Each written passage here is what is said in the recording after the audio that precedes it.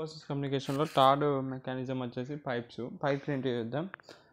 పైప్స్లో ఏమవుతుంది అంటే ఒక అవుట్పుట్ ఆఫ్ ఇప్పుడు బేసిక్గా పైప్స్ అంటే ఏంటి, ఇక్కడ నుంచి వాటర్ మనం ఫ్లో చేస్తే ఇల్లు నుంచి బయటకు వస్తుంది. బేసిక్గా పైప్స్ అంటే అలా ఉంటాయి. ఈ సేమ్ ఆపరేటింగ్ సిస్టమ్లో ఏమవుతుంది అంటే పైప్స్ అంటే ఇప్పుడు ఇది చూడండి, ఒక ప్రాసెస్ ఉంది, దీని ఇన్పుట్ ఇంకో దానికి అవుట్పుట్లోకి వస్తుంది. ఇప్పుడు సపోజ్ ఇక్కడ ఒక ప్రాసెస్ ఉన్నా అనుకున్నాం, దీని ఇన్పుట్ ఇచ్చింది అనుకున్నాం పైప్ ద్వారా, ఆ పైప్ నుంచి ఇది ఇంకో దానికి అవుట్పుట్లోకి అవుతుంది ప్రాసెస్ 2కి.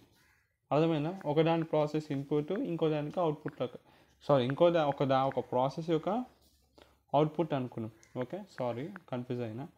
ఒక ప్రాసెస్ యొక్క అవుట్పుట్ ఇంకో దానికి ఇట్లా ఇన్పుట్లోకి వస్తుంది, అది ముచ్చట. అదే ఇక్కడ డయాగ్రామ్ గీసిన ప్రాసెస్ 1 ఒక అవుట్పుట్ ప్రాసెస్ 2కి ఇన్పుట్లోకి వస్తుంది. సేమ్ ప్రాసెస్ 2 యొక్క అవుట్పుట్ ప్రాసెస్ 1కి ఇన్పుట్లోకి వస్తుంది. ఇదే ఒక సైకిల్ లాగా జరుగుతుంది అన్నమాట. Output of one process become the input of another process. ఇక్కడ క్లియర్గా రాసిన. పైప్స్ 3 రకాలు ఉంటాయి.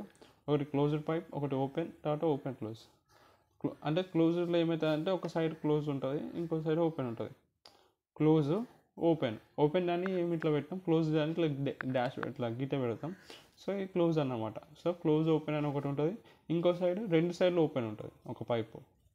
ఇంకో సైడ్ ఏమవుతుంది, ఒక సైడ్ ఓపెన్ ఉంటుంది, ఒక సైడ్ క్లోజ్ ఉంటుంది, దీనికి ఆపోజిట్. అంటే these are 3 types of pipes.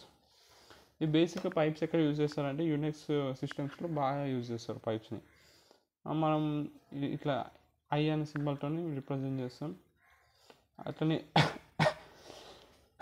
Sorry, ఇప్పుడు ఎగ్జాంపుల్ ls-a/uim అని పెడితే it gives a list of ace and uim, అలా అనమాట. It's pipes.